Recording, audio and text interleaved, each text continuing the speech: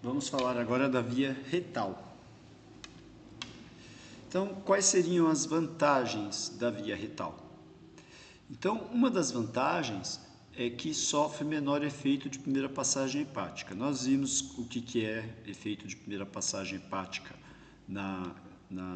quando falei da via oral, e agora voltaremos nesse tema. Então, quando eu falo que sofre menor efeito de primeira passagem hepática, eu vou explicar por que a partir de uma ilustração. Então, olha só, essa ilustração ela está mostrando o seguinte: aqui nessa parte aqui, ó, está mostrando o reto, a última porção ali do intestino grosso. Então, observe que aqui também está representando aqui conjuntos de vasos sanguíneos. Esses vasos são as veias hemorroidais. Essas veias nós temos em 3 porções do reto. Por isso elas são chamadas de veias hemorroidais inferiores, médias e superiores. O fármaco que é absorvido nessa região, nem todo ele vai passar pelo fígado para depois seguir em direção à veia cava e o coração.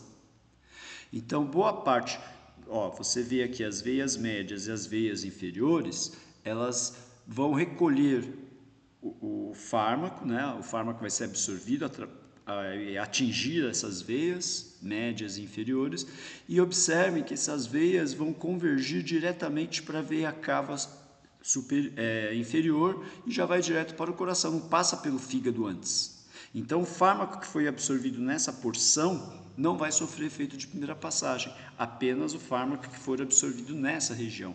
Ou seja, nem todo fármaco que foi absorvido aqui por via retal vai sofrer efeito de primeira passagem hepática. Uma boa parte dele vai direto para o coração sem antes passar pelo fígado. Então, o fármaco, quando administrado, o medicamento que é administrado por via retal, o fármaco vai sofrer também efeito de primeira passagem, mas quando comparado com a via oral, esse efeito de primeira passagem é bem menor.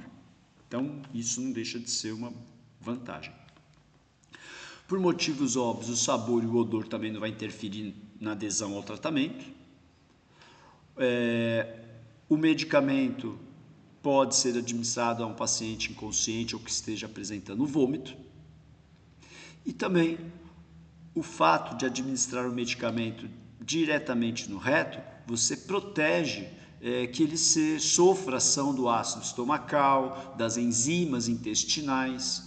Então, você protege de certa maneira fármacos que seriam decompostos, que seriam alterados pelo ácido do estômago ou pelas enzimas que estão presentes ali em todo o intestino. Então, essas vantagens são importantes de fato. E quais seriam as desvantagens? Uma delas é que pode causar irritação na mucosa retal. Então pode causar ali alguma irritação, porque o medicamento vai ficar em contato ali com a mucosa retal por um certo tempo. A absorção pode ser incompleta. Então a absorção não pode ser tão efetiva como em outras vias. Outra desvantagem da via retal é a baixa aceitação. A maioria das pessoas acha desconfortável administrar o medicamento por via retal. Outra desvantagem é a baixa estabilidade da forma farmacêutica supositório. O supositório ele é projetado, ele é preparado, ele é manipulado, ele é formulado de tal maneira que, embora ele se apresente na forma sólida, ele se funde rapidamente a uma temperatura em torno de 30 graus. E em algumas regiões do nosso país, por exemplo, a temperatura ambiente é acima de 30 graus. Então isso pode comprometer a estabilidade dessa forma farmacêutica. Então essas são as principais vantagens e desvantagens.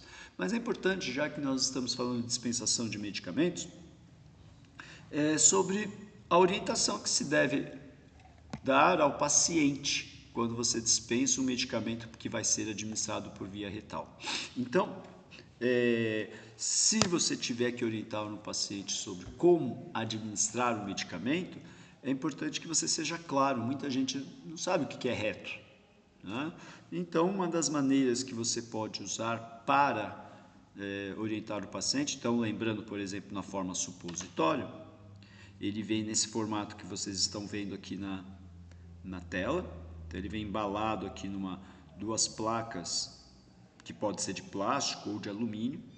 E uma maneira bastante simples de orientar o paciente é através das ilustrações que muitas vezes vêm já na própria bula do medicamento. Então, é só seguir passo a passo as ilustrações, mostrando para o paciente, explicando para o paciente como que deve ser feito a administração da forma farmacêutica supositória. Tá? Mas não é a única forma farmacêutica disponível para administração retal. Nós temos também o enema.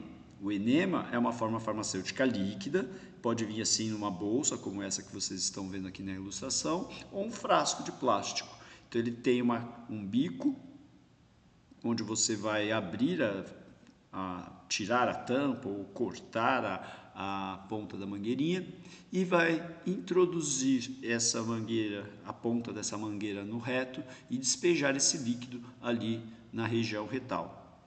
Então, a maneira como isso vai ser feito é a mesma que foi mostrada aqui nessa imagem. Tá? O ideal, a posição mais confortável, mais adequada para administrar o medicamento nessas formas é essa aqui, com o paciente deitado nessa posição.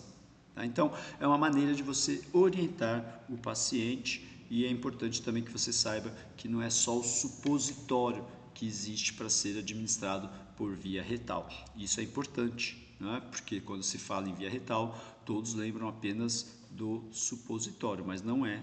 Então você tem aí mais de uma forma farmacêutica, tá bom?